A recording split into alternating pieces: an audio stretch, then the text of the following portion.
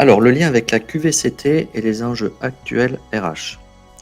Alors, je me suis basé sur une étude qui est assez récente sur Great Place to Work, qui fait des études régulières, sur un sondage qui a concerné 4000 salariés, structuré de manière représentative de la population française, entre décembre 2023 et janvier 2024. Donc, vous voyez, c'est très récent. Il y a une donnée clé qui est importante, qui est que 61% des salariés français estiment que leur entreprise ne fait rien ou juste des actions cosmétiques dans le domaine de la QVT. Donc ça, c'est un chiffre fort. Et puis on va rentrer dans le sujet par rapport à ça. Les trois autres chiffres qui sont importants, c'est que les 3 risques de travail les plus importants identifiés par les Français sont liés à leur santé mentale. Et donc le premier, c'est le burn-out pour 31%. Le deuxième, c'est l'ennui, la perte de sens pour 23%. Et la troisième, la gestion de la pression et de l'urgence pour 20%. Donc, ce sont des chiffres qui sont vraiment pas négligeables, qui sont même relativement importants. Tout ça, je me suis attardé là-dessus parce que il y a plein d'autres chiffres, hein, on peut rentrer dans la structuration et il y a une sociologie par rapport au type de profil de fonction d'entreprise. Vous verrez, c'est intéressant dans l'étude. Si vous la voulez, je vous mettrai le lien. Moi, ce qui est important à voir, c'est qu'il y a des attentes fortes, vous avez vu, de la part des collaborateurs de l'entreprise. En parallèle, on a des entreprises qui font des choses, qui prennent conscience du sujet, qui essayent des choses. Et ce qui est important de voir, c'est que des fois, et même souvent, on a des décalages entre ce qu'on pense faire et comment c'est perçu. Et ça, c'est un sujet qui est très très important, qui à mon sens n'est pas suffisamment mis sur le devant de la table. C'est-à-dire qu'il y a des choses concrètes qui sont faites dans l'entreprise. La base, c'est travailler sur l'organisation du travail, les process, la communication interpersonnelle, qu'est-ce que je voulais dire, tout ce qui est lié au management, à la professionnalisation du management, etc. Ça et là, il y a des choses qui sont faites dans l'entreprise. Par contre, ce qu'il y a, c'est que il y a autant d'êtres humains que de perceptions différentes. Et ça, cette notion de perception, elle n'est pas appréhendée parce que on considère que c'est du subjectif. Et entre autres. Pourtant, c'est important de l'appréhender. Et la notion de perception, même si elle est ce qu'elle est, même si elle est peut-être excessive ou parfois, il faut la prendre en compte parce que de toute façon, un être humain, il est avec ses perceptions. Et aujourd'hui, dans les turnovers qu'il y a, dans les difficultés de recruter, dans tous les coûts associés au désengagement des collaborateurs dans l'entreprise, en fait, ce qui compte, c'est la perception du collaborateur parce que c'est lui qui s'en va. Hein. Donc, quand il part ou quand il y a un décalage de perception entre un poste de travail énoncé et puis ce qui est dans la réalité et dans le vécu du collaborateur, il peut y avoir des décalages. Donc moi, à mon sens, c'est quelque chose qu'il faut arriver à traiter de manière équilibrée. C'est-à-dire qu'il y a des faits, il y a des choses qui existent, il y a une réalité, et il y a les perceptions. Et je pense qu'il ne faut pas les mettre de côté. C'est important de prendre la juste mesure et même de l'évaluer, ces perceptions. Voilà. Donc ça, c'est un point important, selon moi. On parlait de désengagement. Alors, le lien de la QVCT, toujours avec les enjeux RH actuels, c'est qu'on constate qu'il y a une accélération des changements de paradigme et de transformation. Tous les systèmes de repères qui ont fait office depuis des décennies,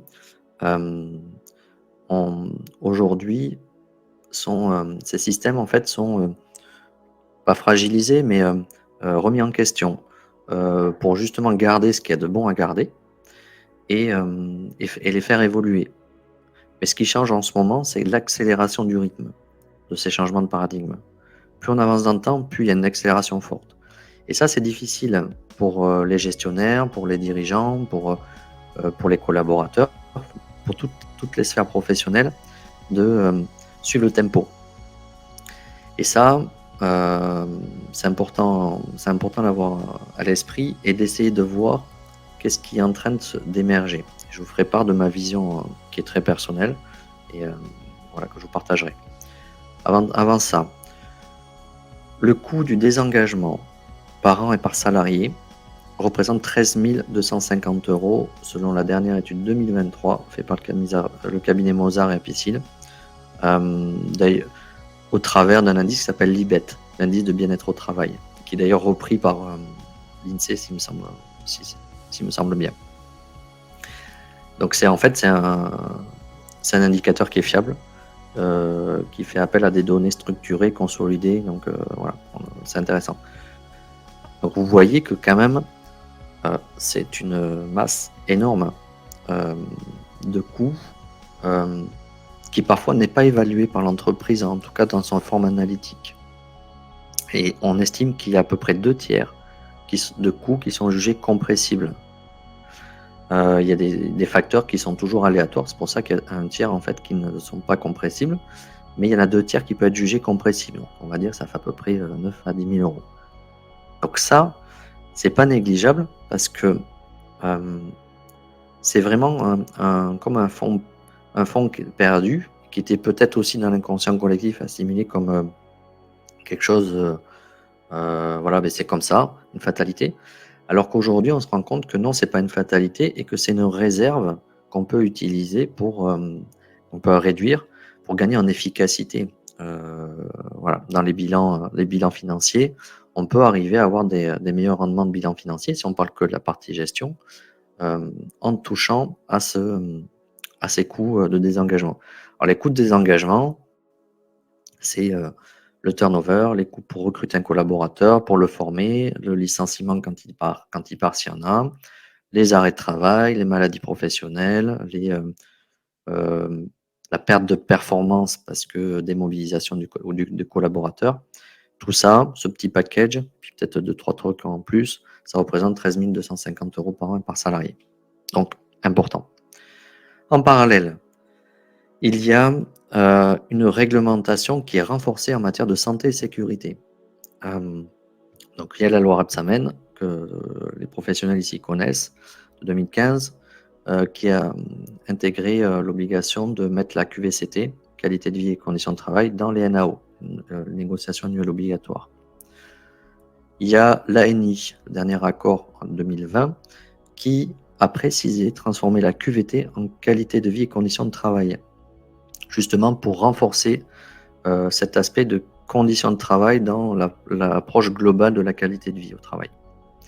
Et on l'a même vu dans le Code du travail qui a été transposé en 2022, même chose dans la terminologie.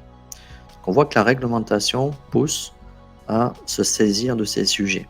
Donc moi j'ai tendance à dire quand la réglementation, surtout en France, arrive, pardon, dans ces sujets, c'est que il y a une maturation et que c'est le moment en fait de pouvoir généraliser ces changements. Allez, c'est pas terminé. Après, il y a d'autres phénomènes externes à l'entreprise. En ce moment, on est face à une crise économique, sociale, politique, une crise de modèle et de sens à l'échelle globale et humanitaire.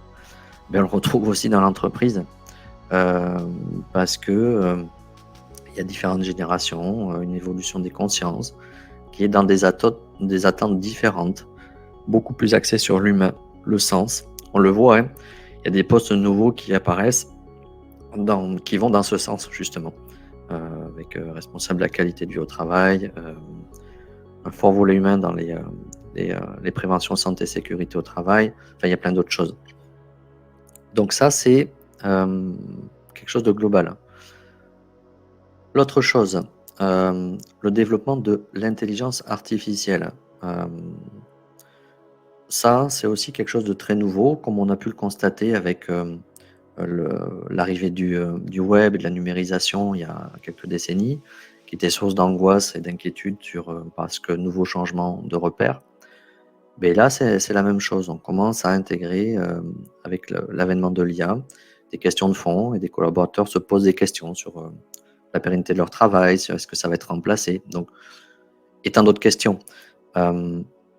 sur la notion de la valeur ajoutée, de la valeur humaine. Quelle est la place de la valeur humaine dans la systémique organisation de l'entreprise. Donc c'est une source d'angoisse aussi. En parallèle, on assiste de plus en plus aux attentes fortes en termes d'enjeux RH sur le développement des compétences et notamment des soft skills, le savoir-être en gros. C'est devenu un enjeu majeur. Alors peut-être qu'il y a des liens entre l'IA, hein, parce qu'il y a des tâches techniques qui peuvent être supplantées par l'IA aujourd'hui. Mais par contre, le savoir-être, pour l'instant, ça n'est pas le cas. Et bon, ça, c'est une petite aparté, mais c'est pour ça qu'il y a plein d'enjeux importants dans le développement des compétences. Donc les soft skills, comment on peut faire de la transposition de compétences. L'autre jour, j'ai échangé avec quelqu'un que j'ai accompagné, parce que je fais encore du coaching de transition professionnelle, et un DAF qui très analytique et qui devait être licencié concrètement. Et en fait, il avait des fortes capacités créatives. Il était membre d'une association d'art thérapeutes, etc. Donc très passionné là-dessus, mais qui n'avait pas la possibilité en fait d'exploiter ce côté créatif dans l'entreprise. En fait, ce qui s'est passé, c'est que en travaillant sur la mise en valeur de ses compétences transposables, il y avait un poste dans son groupe qui se libérait sur un poste de directeur marketing. Et c'est intéressant parce que il avait un côté analytique et un côté créatif. Et donc du coup, dans les entretiens, en fait, c'est lui qui est sorti en premier, enfin dans la shortlist, qui est sorti de la shortlist, parce qu'il avait ce côté, ces deux côtés. Et ça, c'est intéressant parce que ces compétences transposables, c'est une mine, un vivier qui est important dans les entreprises, mais qui ne sont pas toujours exploités parce que le recruteur a été le recruteur. La recrue, le collaborateur a été recruté sur une fonction, pas cataloguée, mais identifiée par rapport à une fonction. Mais parfois, on est passé à côté de tes compétences transposables. Et ça, il y a un vrai levier à faire de travail pour faire évoluer les organisations. La fidélisation des collaborateurs, les nouvelles formes de travail, prestataires, en coopératif. Il y a différentes formes en hybride, bien évidemment, hein, télétravail, pas télétravail, etc. Il y a ces enjeux. D'autres enjeux, c'est le rapport au travail. Qu'est-ce qu'on met comme notion par rapport au travail? Qu'est-ce qu'on met comme priorisation? On constate qu'il y a un décalage de plus en plus fort sur les attentes par rapport au travail. Voilà. La cohésion intergénérationnelle, etc. Enfin, il y en a plein. Donc là, on est vraiment sur des enjeux très forts de transformation, poussés par des nouvelles générations aussi, qui ont des attentes très fortes, très engagées, voilà, qu'il faut prendre en compte.